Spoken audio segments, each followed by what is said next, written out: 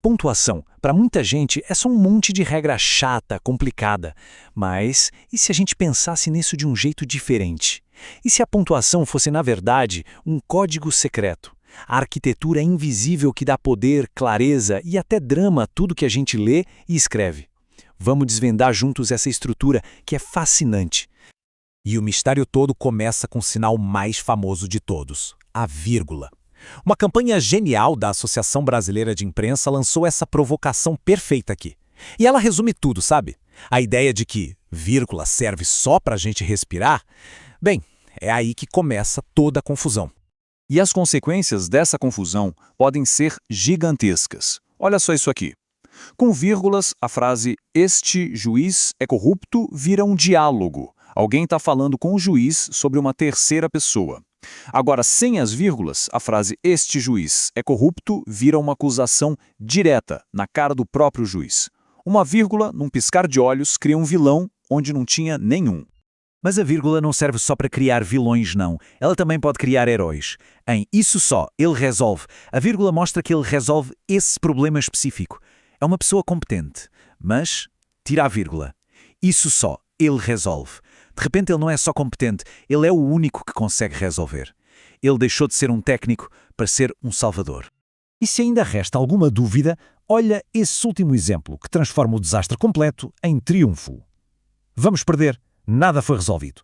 É o som da derrota, né? Agora só muda a vírgula de lugar. Vamos perder nada, foi resolvido. É a certeza da vitória. Fica bem claro que pontuação não é decoração. É o motor que define o rumo da história. Então tá. Se o guia não é a pausa para respirar, qual é? É aqui que o segredo é revelado. A chave não está no ritmo do nosso fôlego, mas na lógica, na construção da frase. Ah, quem nunca ouviu isso? É quase um mantra que passa de geração em geração. Uma ideia tão simples, tão intuitiva, e, no entanto, é a raiz da maioria dos erros de pontuação, é uma verdadeira armadilha disfarçada de regra. Então, vamos dar o nome certo. É o grande mito da pontuação.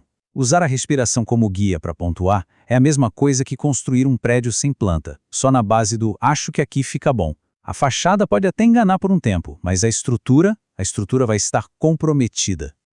Pois aqui está a planta do prédio, a verdadeira base de tudo, a sintaxe. Sintaxe é a lógica que organiza as palavras, é a relação estrutural entre o sujeito, o verbo e os complementos.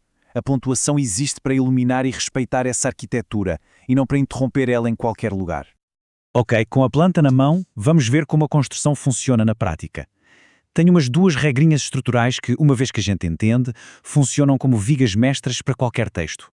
Primeira viga, a ligação entre quem faz a ação e a ação em si é sagrada. Nunca, mas nunca mesmo, se coloca uma vírgula entre eles. Em "todos os alunos entenderam a explicação", essa vírgula quebra a espinha dorsal da frase.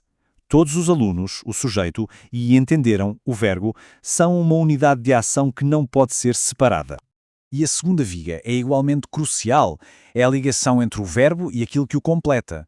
Em "os alunos precisam de uma explicação", a vírgula cria uma fratura onde devia ter uma ponte.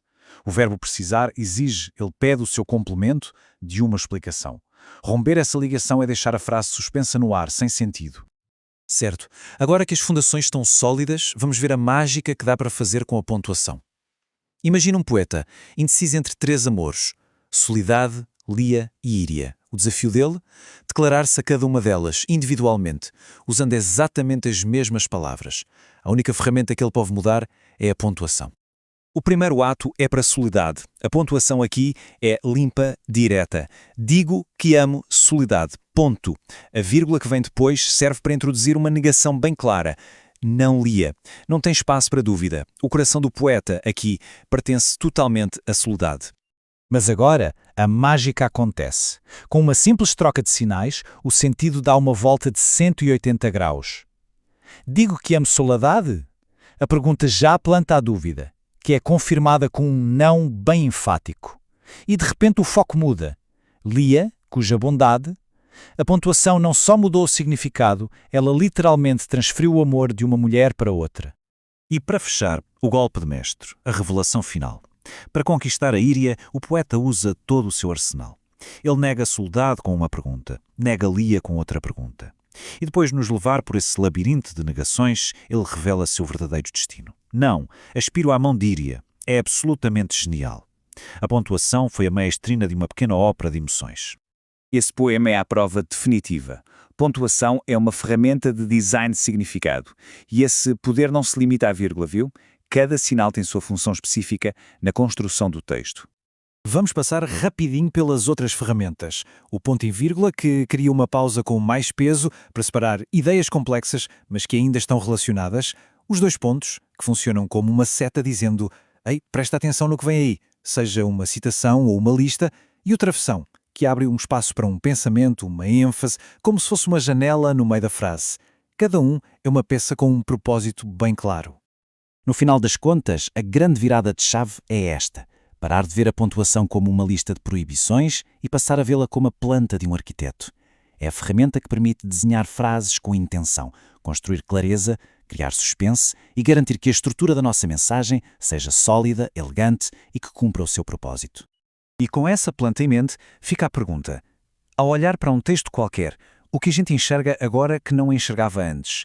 E mais importante, ao escrever, que novas estruturas podemos imaginar e construir, agora que sabemos que temos o poder da arquitetura nas nossas mãos?